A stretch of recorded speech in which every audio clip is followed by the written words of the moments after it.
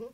Well, current project that I'm working on has actually been out for a little bit, but um, that project was a blessing in disguise. It was inspired by a commission um, from an organization in Ohio, and they were doing a Strayhorn kind of centennial or Strayhorn celebration. And there's a record art farmer did something to live for, and the guy, his name's Dave Barber. He called me and he goes, "Hey, what's your favorite Art Farmer record?" And I said, "Something to Live For." He goes, "Great." He goes, "Can you plan a project around that album?" And I said, "Sure." So I chose some Strayhorn compositions and went and I played the music. And there I met David Haydu and all these Strayhorn aficionados and met them and talked to them and learned so much and ended up recording the project.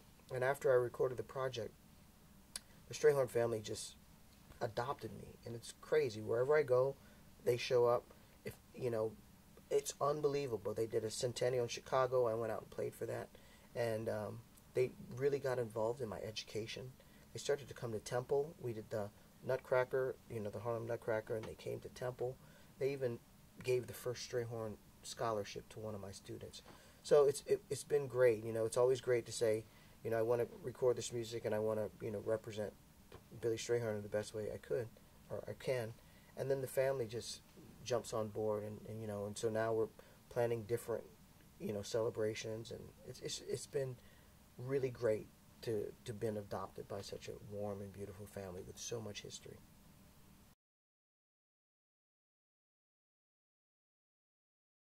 Hmm.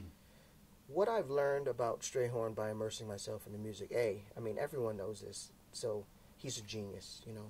But what's been really interesting is that there's some people who perform and there's some people who compose and arrange.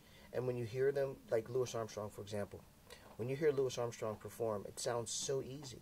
And you pick up your trumpet and you try to emulate it, and you're amazed about how difficult it is. I was going to say, you pull your hair out, but that's not a good example for me to use in front of the camera because the obvious.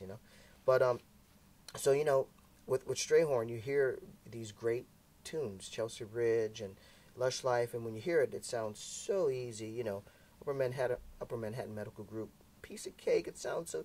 Then you start to play, and you're like, whoa, like wait a minute. So it just shows his genius. Everything works so well together, from a harmonic point of view, from a rhythmic point of view, from a melodic point of view. But creating over it is something that really brings out, um, you know, fundamentals of what you've worked on your whole musical life, and it brings them to the surface again to say, you know what, I need to work on that. I need to work on that, and so it's great. It's great. I think he keeps musicians on their toes, kind of like Benny Golson does. Benny keeps everybody on their toes. So it's been really inspiring to learn this music, and Bruce Barth did a lot of the arrangements, so just to play it in a little bit different way on the record and be able to play it live, it's been great too.